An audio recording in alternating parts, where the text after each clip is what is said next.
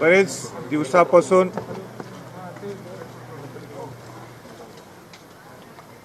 प्रकाश आंबेडकर साहेबांची भेट घ्यायची होती आणि भेट घेण्याचं एकमेव कारण आहे की आपला जो सोशल स्ट्रॅटा आहे या सोशल स्ट्रॅटामध्ये जी जाती विषमता कमी कशी करता येईल आणि खऱ्या अर्थाने बहुजन समाज हा एका छताखाली कसा राहू शकतो आणि प्रामुख्याने जी आयडियोलॉजी राजश्री छत्रपती शाहू महाराज आणि डॉक्टर बाबासाहेब आंबेडकरांनी जी आमच्या दोघांच्यासाठी जी पुढे ठेवली आहे ती समाजाच्या पुढे कशी नेता येईल या दृष्टिकोनातून आज आमची दोघांची भेट झाली, दोघांची चर्चा झाली. मराठा आरक्षण हा एक भाग होता त्यातला. त्यांनी सुद्धा काय नेमकं करता येईल, कसं पुढे जाता येईल तेही त्यांनी आपले 1-2-3 मुद्दे आम्हाला सांगितलेले आहेत. पण तो आरक्षणाचा मुद्दा असताना सुद्धा ही जाती विषमता कशी कमी करता येईल हा त्यातला दृष्टिकोन होता. राजश्री छत्रपती शाहू महाराजांनी बहुजन समाजाला पहिल्यांदा देशात आरक्षण दिलं, नंतर बाबासाहेब आंबेडकरांनी घटित केलं.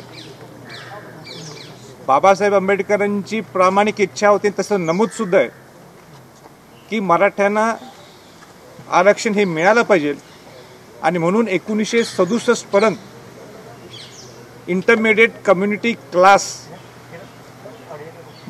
जे सेंट्रल लिस्टमध्ये ओबीसी मध्ये हे मराठ्यांना आरक्षण मिळत होतं. नंतर 67 नंतर मग कालेकर कमिशन आले आणि अनेक कमिशन आले, आपल्याला फॉरवर्ड क्लास किंवा डॉमिनेटिंग क्लास म्हणून असं ओळख झाली, ते आरक्षण रद्द झालं. आणि अशा अनेक गोष्टीवर चर्चा झाली. पण मला आनंद ह्याच्यासाठी वाटतो की मला सुद्धा शाहू महाराजांचा, शिवाजी महाराज शाहू महाराजांचा वारसा आहे, त्यांना डॉक्टर बाबासाहेब आंबेडकरांचा वारसा आहे आणि त्याच्यामुळे एक चांगली भेट झाली.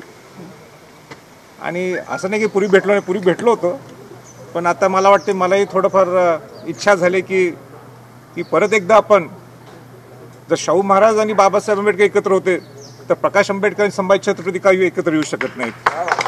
म्हणून त्या दृष्टिकोनातून ही भेट होते आणि परत एकदा जिव्हाळ्याचे संबंध वाढू देत हा त्याचा दृष्टिकोन होता. मी बोललो. संभाजी महाराजांचा जो विषय हातात घेतलेला आहे मराठा आरक्षणाचा, त्याच्यामध्ये राजकीय पक्षांना पहिल्यापासूनच रस नव्हता. भारतीय जनता पक्षाचा असणारा आरक्षणालाच विरोध आहे, सेनेला विरोध आहे. घटना समितीमध्ये सुद्धा अनेक जणांना ह्याची जाणीव नसेल, पण आरक्षणाच्या मुद्द्यावरती बाबासाहेबांनी राजीनामा देऊन निघून गेले होते. त्याच्यामुळे शेवटी आपल्याकडे कोणीच लिहायला नाही आणि ती ड्राफ्ट करायलाही नाही आणि त्याचे मुद्दे घ्यायला तयार नाहीत. म्हणून काँग्रेसच्या वर्किंग कमिटीने ते मान्य केलं आणि बाबासाहेबांनी पुन्हा असणारा आपला राजीनामा मागे घेतला, अशी परिस्थिती आहे.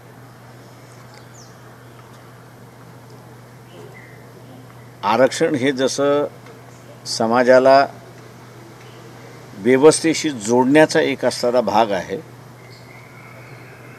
तसं आरक्षण हे एक ॲडमिनिस्ट्रेशनचं सुद्धा प्रिन्सिपल ह्या ठिकाणी होत चाललेलं आहे. परंतु इथला राज्यकर्ता ते ॲडमिनिस्ट्रेटिव्ह प्रिन्सिपल आहे असं मान्य करायला तयार नाही आहे आणि म्हणूनच त्याच भूमिकेला सुप्रीम कोर्ट त्या ठिकाणी टिकलेला आहे. चर्चेच्या दरम्यान असणारं आत्ता हा प्रश्न पुढे घेऊन जायचा असेल तर राज्यसत्तेची गरज आहे, हा त्याच्यातला सगळ्यात मोठा गाभा आहे. तो गाभा ह्याच्यासाठी आहे की पहिली घटना दुरुस्ती जी झाली ती आरक्षणावरतीच झाली आणि ती दोराई स्वामीच्या जजमेंटच्या पार्श्वभूमीवरती झाली. ती पहिली घटना दुरुस्ती सुद्धा बाबासाहेबांनी स्वतःहून पार्लमेंटमध्ये पायलट केली करत असताना त्यांचं भाषण हे असताना सगळ्यात महत्त्वाचं आहे की त्यांनी असं म्हटलं होतं की आम्ही जी एक खिडकी खुली केली होती, आरक्षण हे ॲडमिनिस्ट्रेटिव्ह प्रिन्सिपल म्हणून मान्य करण्यासाठी, ते सुप्रीम कोर्टाच्या ह्या निर्णयाने बंद झालेलं आहे आणि म्हणून येणाऱ्या सरकारला आरक्षणाचा मुद्दा हा नेहमीच त्रासदायक ठरणार आहे. नव्हे तर हा कधीकधी एवढं डोकं वर काढेल की राज्यसत्ता चालवायलाच कठीण होईल अशी असणारी परिस्थिती आहे. इन्स्टिट्यूशन म्हणून आपल्याला असं मान्य करावं लागतं की सुप्रीम कोर्ट एक महत्त्वपूर्ण इन्स्टिट्यूशन आहे. जे काही राज्यकर्त्यांचं विल पाहिजे होतं की या निर्णयाचं पुनरावलोकन करण्यासाठी आणि पुनरावलोकन करायचं असेल तर रिव्ह्यू पिटिशनच्या मार्फत नाही, तर आयदर प्रेसिडेंट ऑफ इंडिया मार्फत किंवा गव्हर्नर मार्फत तो रिव्ह्यू जर मागितला तर त्याला असणारं लार्जर बेंच क्रिएट करून ते रिव्ह्यू करता येईल, घेता येईल. आणि ते जर करायचं असेल तर म्हणून मगाशी म्हणालो की राज्यसत्तेची गरज आहे. राज्यसत्ता असेल तर आपण गव्हर्नरच्या माध्यमातून तो रिव्ह्यू त्या ठिकाणी मागू शकतो आणि कोर्टाची निर्णयामुळे जी काही अडचण आलेली आहे त्या अडचणीला ओव्हरकम करता येतं अशी असणारी परिस्थिती आहे. तेव्हा हा एक मार्ग मला सर्व त्या ठिकाणी दिसतोय. आत्ताच्या परिस्थितीमध्ये सुप्रीम कोर्टाने ज्या पद्धतीने हा निर्णय दिलेला आहे त्या पद्धतीच्या निर्णयामध्ये फक्त दोनच मार्ग त्या ठिकाणी राहतात. एक म्हणजे रिव्ह्यू पिटिशन करणं आणि रिव्ह्यू पिटिशन फेटाळली तर त्याला असणारं पुन्हा एक पिटिशन करता येते. या दोनच मार्ग त्या ठिकाणी राहिलेले आहेत असं मला त्या ठिकाणी दिसतंय. त्याच्यामुळे राज्यसत्तेशिवाय हा प्रश्न सुटेल असं मला वाटत नाही आहे. आणि दुसरं, महाराष्ट्राच्या राजकारणामध्ये शिळेपणा आलेला आहे असं मला स्वतःला असणारं वाटते.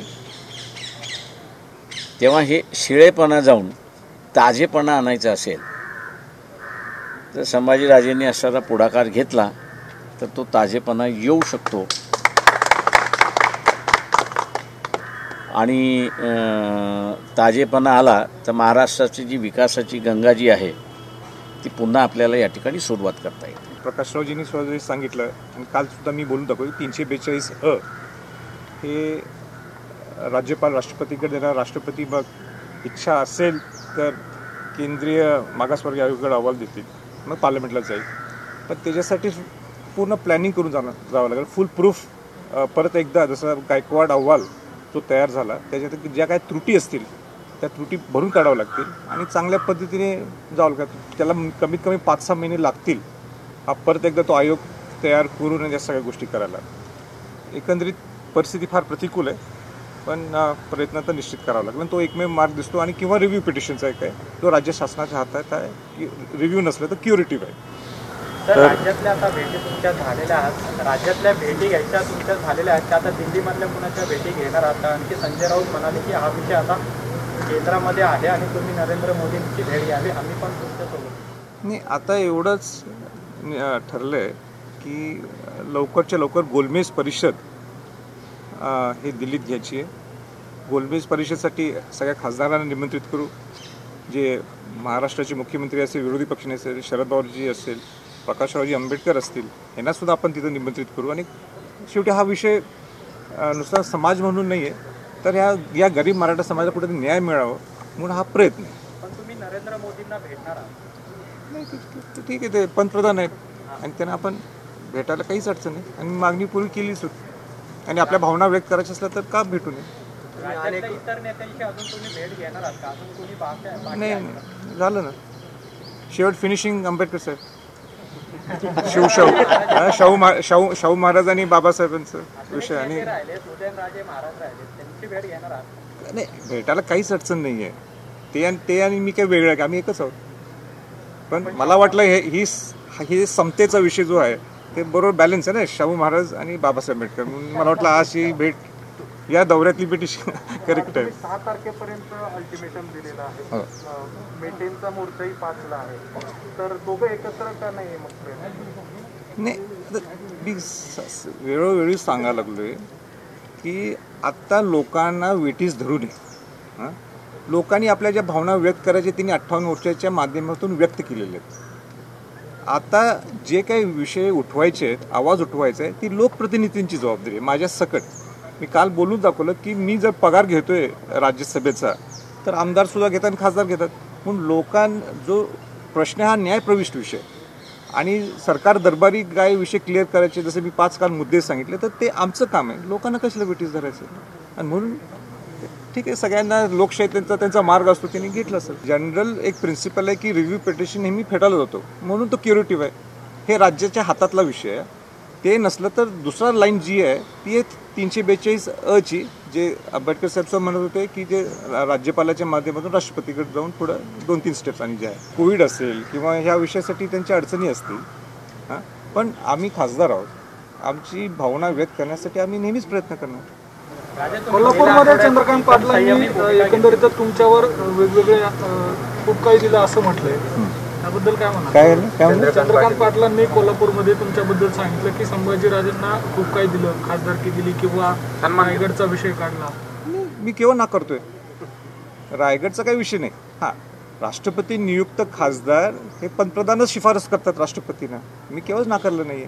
त्यांच्या मनात का शंका आली मला माहित नाही, मी केव्हाच नाकारत नाही. ते पण त्यांचा टोन जो होता तो एकंदरीत तुमच्याकडे एक वेगळ्या पद्धतीने होता.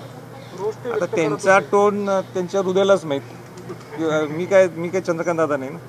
आंबेडकर साहेब, ज्या पद्धतीनं शरद पवार आज या राजकीय प्रवासात आहेत, बऱ्याच काळ त्यांनी मुख्यमंत्रीपद भोगलं, पण त्यांच्या सत्तेच्या काळात मराठ्यांना जाणीवपूर्वक दुर्लक्ष करून आरक्षणापासून वंचित ठेवलं.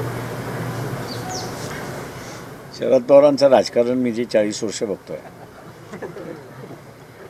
ते नेहमी नरोबा कुंजोबा राहतं. कधी नरोबा राहतं, कधी कुंजोबा राहतं. मराठा आरक्षणावरती सुद्धा तीच त्यांची भूमिका आहे. भूमिका घ्यायची नाही, पण मुख्यमंत्र्यांना भेटायचं आणि सांगायचं नाही आरक्षण लागू करा.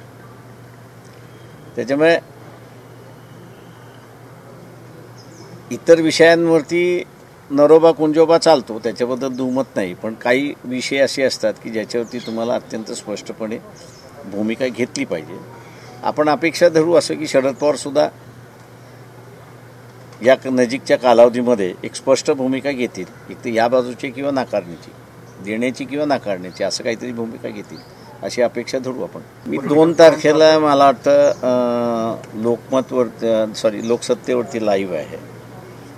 त्यावेळेस शेळेपणा काय आलेला आहे तो मी मांडतोय. आता तुम्ही म्हटलं तर थोडंसं इलॅबोरेट करून सांगा, नेमकं पॉलिटिकल अलायन्सकडे तुमचं इन्क्लिनेशन आहे का? कुठल्या पॉलिटिकल मुवमेंट आहे का?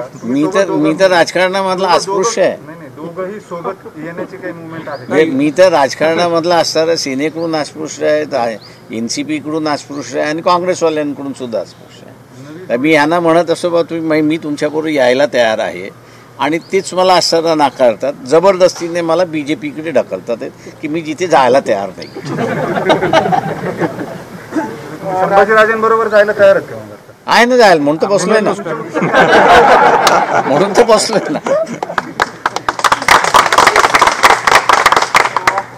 आतमध्ये जो न्यायालयाचा निकाल आलाय, ओबीसी आरक्षण रद्द करण्याचा जो निर्णय आलेला आहे त्याबद्दल तो म्हणजे जिल्हा परिषद पंचायत समितीच्या संदर्भात आणि नगरपालिकेच्या संदर्भात असं म्हणत आहे.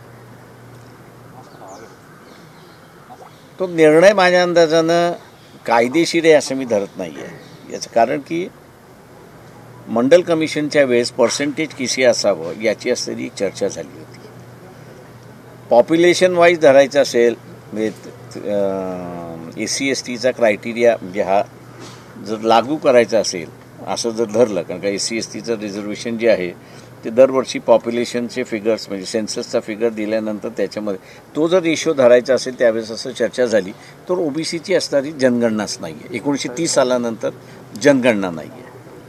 त्याच्यामुळे अप्रॉक्सिमेटली असणारा मंडल कमिशननी त्यावेळेस ते वर्कआउट केलं होतं आणि तो गव्हर्नमेंट ऑफ इंडियानी त्यावेळेस एक्सेप्ट केला होता की पॉप्युलेशनपेक्षा सुप्रीम कोर्टाचं सगळं लक्षात घेता आणि राज्यांना थोडा काही अधिकार असावा या दृष्टीने 27% हे असतं ठरलं होतं.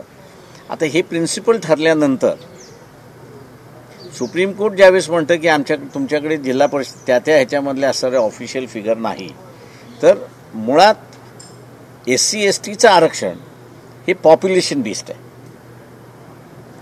OBCचं आरक्षण जे आहे ते एझम्पशन बेस्ड आहे. त्याच्यामुळे हा जो फरक झाला पाहिजे होता तो फरक माझ्या अंदाजाने त्या जजमेंटमध्ये झालेला दिसत नाही.